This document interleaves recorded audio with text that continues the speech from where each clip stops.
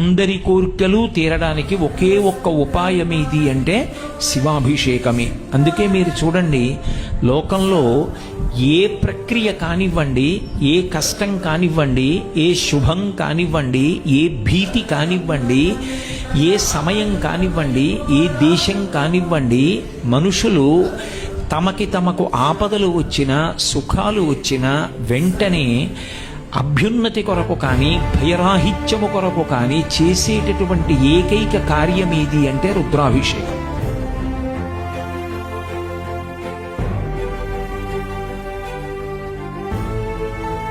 అందరి కోరికలు తీరడానికి ఒకే ఒక్క ఉపాయం ఏది అంటే శివాభిషేకమే. అందుకే మీరు చూడండి, లోకంలో ఏ ప్రక్రియ కానివ్వండి, ఏ కష్టం కానివ్వండి, ఏ శుభం కానివ్వండి, ఏ భీతి కానివ్వండి, ఏ సమయం కానివ్వండి, ఏ దేశం కానివ్వండి, మనుషులు తమకు ఆపదలు వచ్చినా సుఖాలు వచ్చినా వెంటనే అభ్యున్నతి కొరకు కానీ భయరాహిత్యము కొరకు కానీ చేసేటటువంటి ఏకైక కార్యం ఏది అంటే రుద్రాభిషేకం.